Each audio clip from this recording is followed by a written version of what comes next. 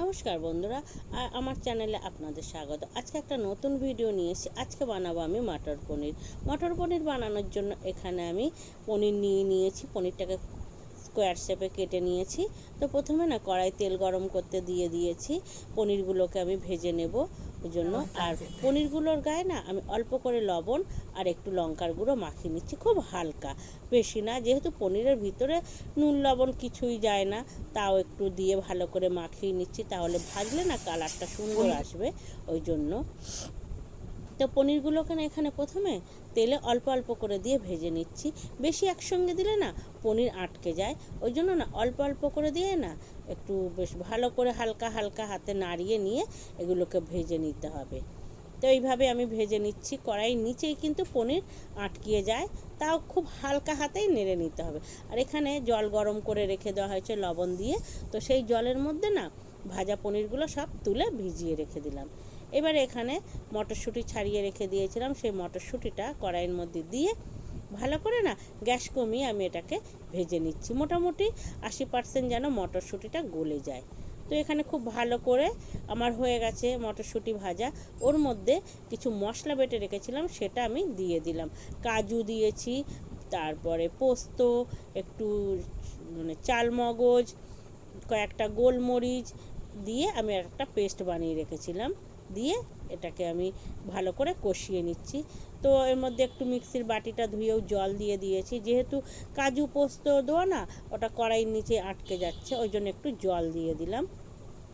আর এটা না কষানোর তো সেইভাবে কোনো ব্যাপার নেই, যেহেতু এর মধ্যে কোনো জিরে আদা টাদা দেওয়া নেই। এর মধ্যে লবণ দিয়ে দিলাম, জিরে আদা দেওয়া নেই, কাঁচা গন্ধর কোনো ব্যাপার নেই। তো এটাকে না খুব ভালো করে একটু নাড়িয়ে নিচ্ছি, যেহেতু কাজু পোস্ত দেওয়া আটকে যায় নিচে। দিয়ে এর মধ্যে ভেজে রেখে দিয়েছিলাম যে জলের মধ্যে দেওয়া পনিরটা ছিল না, ওটা পুরোটাই এর মধ্যে ঢেলে দিলাম, দিয়ে ভালো করে নাড়িয়ে নিচ্ছি। এবার এতে আর একটু জল দিয়ে দেব, দিয়ে এটাকে না ফুটতে দেবো। তো জল টল দিয়ে দিয়েছি, ভালো করে ফুটিয়ে নিচ্ছি আর বারবার না নাড়িয়ে দিচ্ছি, যেহেতু নিচে আটকেও যেতে পারে কাজু দেওয়া।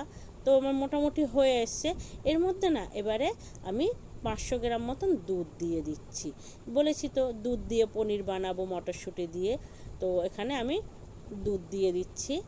দেখুন 250 করে করে 500 মতন আমি দুধ দিয়ে দিচ্ছি। দুধটা দিয়ে না খুব ভালো করে এটাকে আবার ফুটিয়ে নিচ্ছি আর নাড়িয়ে নিচ্ছি হালকা হাতে, যাতে পনিরগুলো না ভেঙে যায়। দেখুন কত সুন্দর কালার এসছে, আর আমার পনিরটা কিন্তু তৈরি হয়ে এসছে। গ্রেভিটা কত সুন্দর গাঢ় হয়ে এসছে দেখুন। একটু মাঝে মধ্যে কিন্তু নাড়তে হবে, তো না হলে না কড়াইয়ের নিচে আটকে যেতে পারে।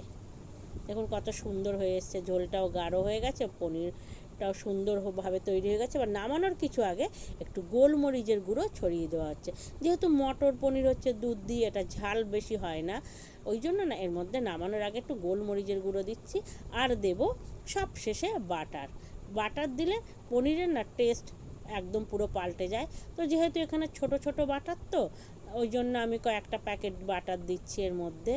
আর পনিরটাও আমার ধরুন 1 কেজি উপরে পনির আছে, সেই জন্য একটু আমাকে বেশিই দিতে হচ্ছে। দেখুন এর মধ্যে আরও কতটা গাঢ় হয়ে এসছে।